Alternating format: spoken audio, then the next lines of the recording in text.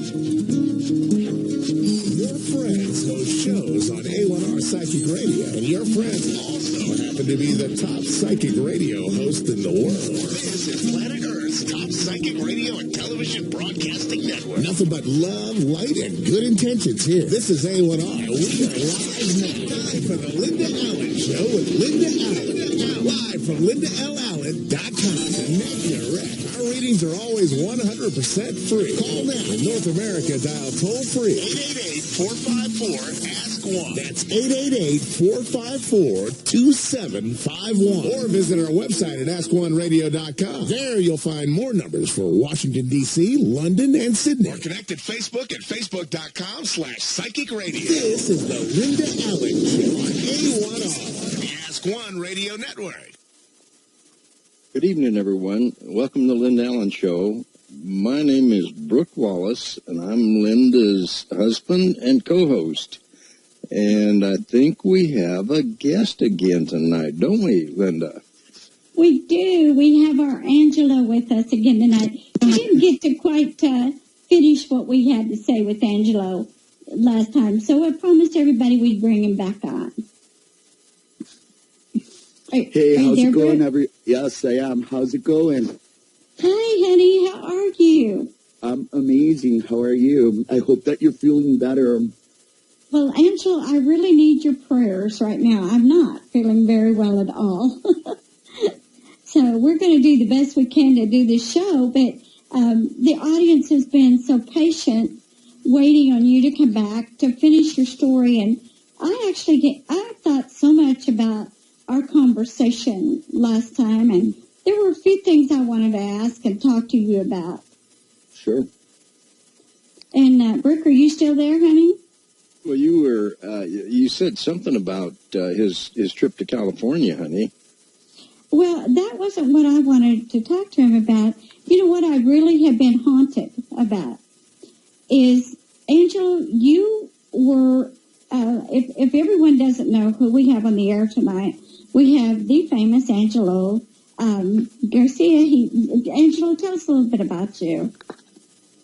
Well, I'm a recording artist, and I've been a recording artist since I was 11. I started my music career when I was in the boy band Menudo, which is the same boy band that Ricky Martin started his career in.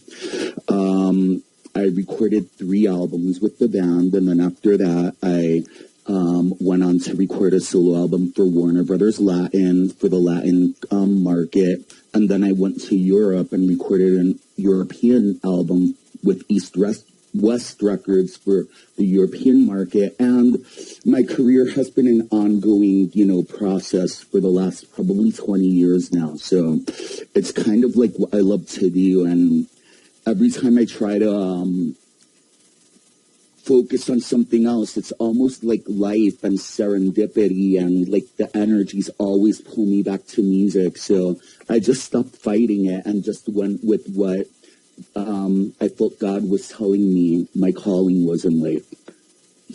I wanted to talk to you about something, because sure. When we have a granddaughter that's 6 now, and she's just amazing, and I was looking at her the other day, and I thought about you, and I thought, Angela, you didn't have a childhood. You were, how in the world did 11-year-old boy get discovered? My connection to Puerto Rico through my mom's side is, my mom's father's from Spain and my mom's mother is Dutch, but they bought a coffee and tobacco farm on the island.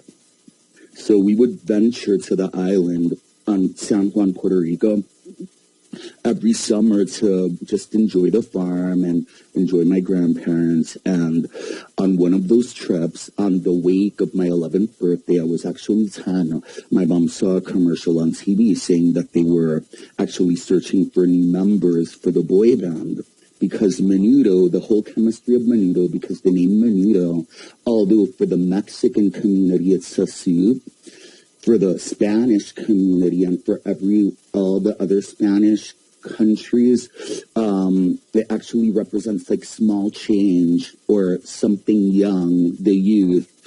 So as a result of that, once you got to a certain age, they would give that member a farewell concert, and they would introduce a new member that would basically represent what the name Menudo means. And so there was an opening for the band. So my mom took me to the audition after seeing the commercial. She's like, come on, let's just go. She's like, to give it a whirl. She's like, soak your feet in the water so that you can get your stage fright out of your mind and start getting used to singing in front of people. Because she knew that I always loved to perform. Like, anytime my uncles and aunts would like come to the house, I was like the one that would sing for them and like put on a show. So she's like, you know what, you were kind of born for this. So she took me, and I sang 2 songs for the person that auditioned, and then who would have ever known, but a week later they were offering me a recording contract. And a month after that, I was touring the world. Wow, that's amazing, isn't it? It was really just all of a sudden, it was like my life changed like drastically overnight. Oh, I'll bet. Yeah. So how did that play in with you? Because children, play and ride bicycles, and back when you were young, we still did hide and seek and such as that. Mm-hmm. How did that play into your life like that? It really kind of like ended right there, to be honest with you.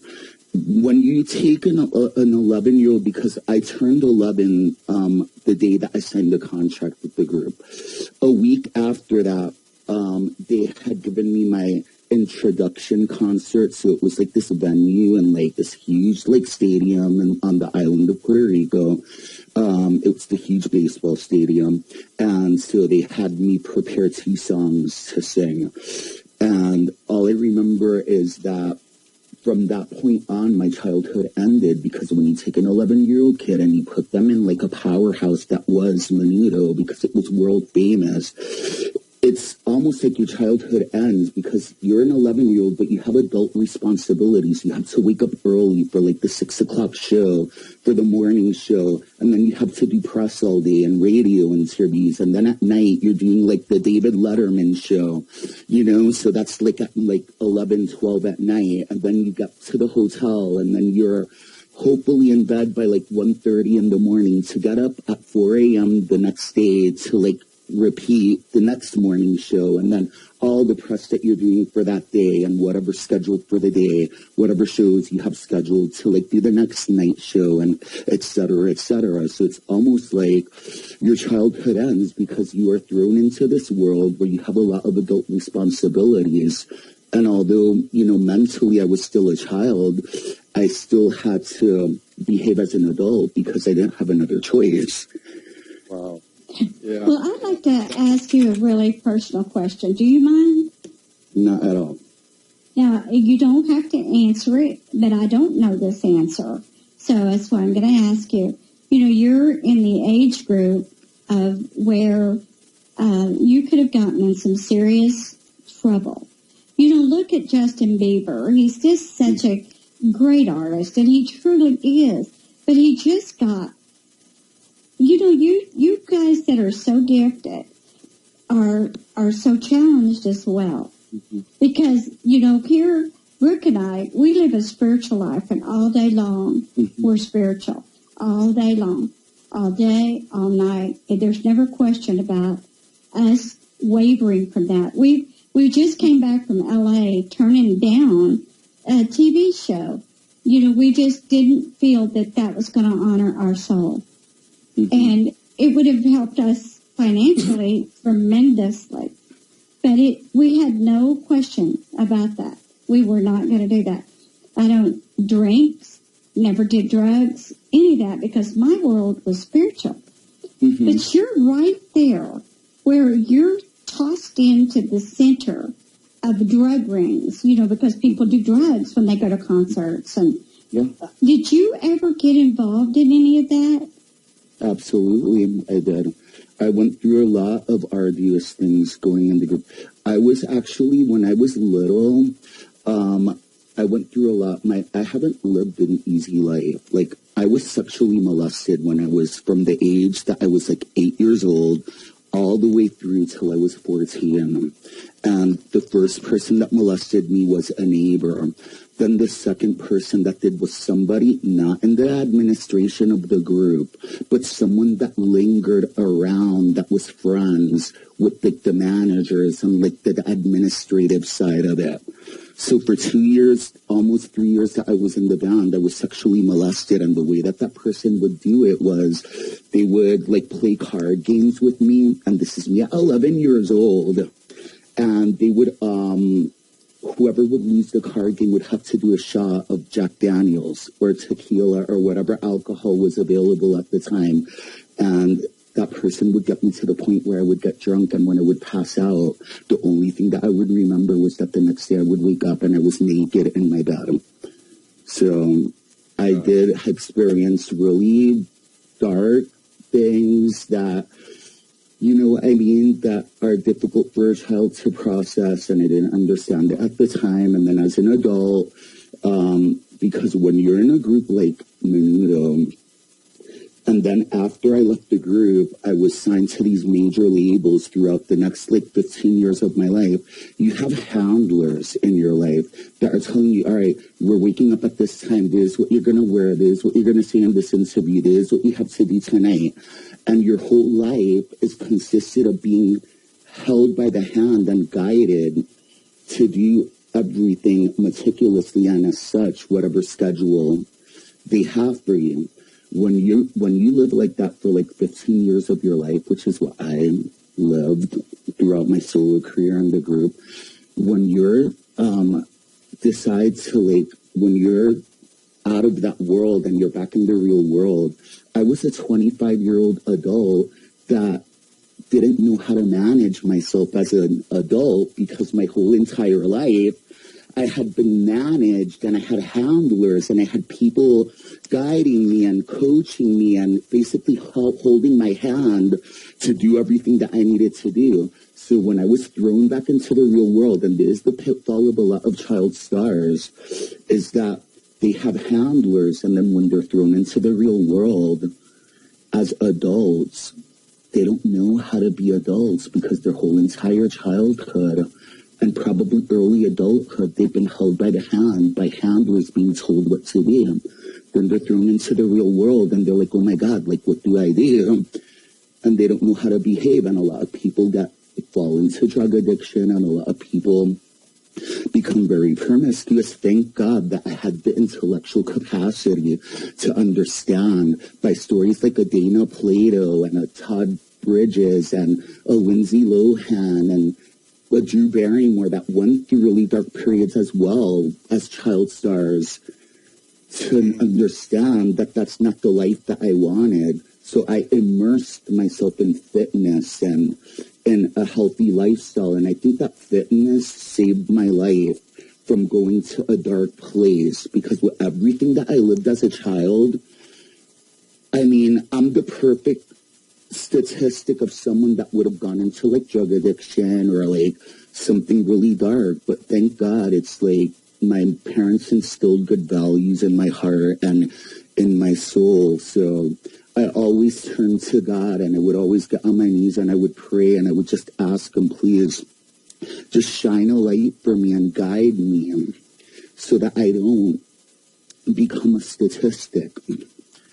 You can certainly see why individuals in that situation, how they could get out of control like that. You know, there's no comfort. There's no comfort, and as children thrown into the spotlight, that's why if I ever had a child, I would never allow them to like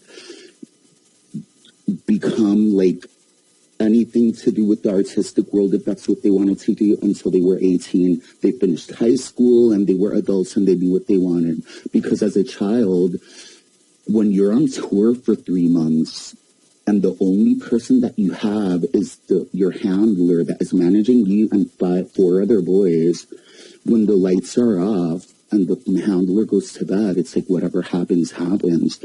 And you don't have your parents there to guide you and to coach you.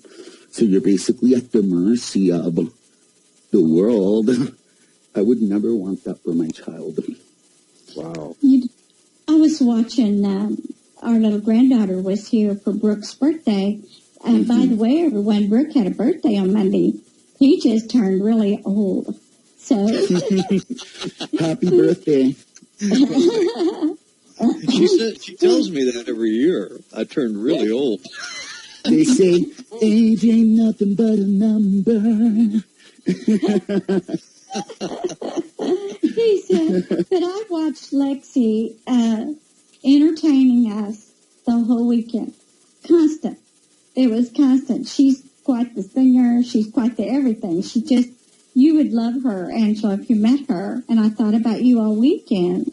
And I thought about this child is worn out. She's entertained us. She's an only child. Her mother was 40 when she gave birth to her. Now, Lexi's 6. And I was exhausted watching her. And can you imagine, and you would know, because that's your life. And when she went home, she slept all the next day. That's got to be the way you feel. I thought about you and thought, my God, you had no childhood. Well, the energy, though, the energy that a child has, that was probably one of the things that kept you going, Angelo. Oh, yeah, and I was a firecracker when I was little. I was like, if I had to, describe myself, as a child, I was like Dennis the Menace. And I don't mean that, Dennis the Menace, if you look at him, he was a good kid. You know what I mean? His curiosity would get him in trouble. And that was exactly me. Exactly me. Linda. Yeah, I'm a little missy Dennis the Menace. But, Angelo, I looked at your cards. I won't tell everybody your secrets, but I thought it would be kind of fun to read you on air. So before, and right now, you're taking a little break, and it may not be something that you wanted to do, but it is something that you needed to do for your soul and your spirit. And I can't speak loud, so I hope everybody can hear me. Okay, good. Because what I see here is that you have the guidance right now is what you need. You need to be that little boy at the moment, and you need to just give it all to. Really, I am a firm believer in giving everything to God. And, at the end of this, Angelo, when we leave our bodies, you're not going to be any more of a star than Brooke is. You're going to be just a soul. Well, no, listen to me. You're just a soul that faces God. Mm-hmm. And so, that's how I have a point to this. So when you go out into the world now, everywhere you go, you're a star. Everybody you see, you're a star. Where you are at the moment, and I happen to know where you are at the moment, is where you need to be. You need to be there so you can be Angelo, just Angelo. Mm-hmm. Just Angelo, to regroup Angelo. Find out who he really is. He's been in front of a camera all his life, and he's been expected to be on all the time. Mm-hmm. And I know you fight against bullying. I know that, and we'll get into that in a minute. But my concern is Angelo right now. Angelo bullying Angelo. Because when I watched Lexi, and she gave me lots of things to think about you. And I don't know why I feel this way about Justin Bieber, but I do. I always felt sorry for him when I would see him get yelled at. He was being a kid and no one thought he should be. I thought he was acting normal for a kid. Mm-hmm. And He's acting exactly the way that he should act for a kid his age. He's going through his rebellious phase, and it's only natural that he's gonna, you know what I mean, get into a little bit of trouble. Nothing that he's done has been that bad. I mean, he threw eggs at his neighbor's house. That's exactly on point with what a 19-year-old kid that's rebellious and mad at his neighbors would do. You know what I mean? So it's like, let the kid be a kid. But see, if you don't, you're going to be a kid later, like at your age now, which I don't think there's a thing wrong with being a kid. I don't ever want to grow up. We act like kids all the time. Brooke and I treat each other like kids. I'm like such a big kid. I'm a big kid at heart for sure. Well, and you need to be. So where you are, what your cards say right now is that you are where you need to be at the moment. There's going to be a time in the summer and onto the fall where you're going to be back on stage and you're going to be tired again. So rest and regroup and find out who you really are, and hide from people at the moment, because that's what you're needing. That's what you're needing. It's so weird that you're saying that, because that's exactly how I feel right now. I feel like I'm like exactly where I should be, and I feel like it's like been like such a like cleansing like experience for like my spirit to be able to just relax and like work out and do the things that I love. And I go on my Facebook page and I post songs, and it's like my page is viral. Today alone, my page grew over like 3,000 people in one day. And I just feel really fortunate that I'm getting so much love back from my soldiers, is what I call my fans, and like from the world, because I had been trying to get noticed again after I like stopped like and went and decided to pursue my psychology degree. I took a hiatus from like the music world for like 10 years. So going back into it after being away for so long, it's not an easy task to try to return and remind people, hey, I'm still here, you know? I mean, especially after like being out of the spotlight for so long.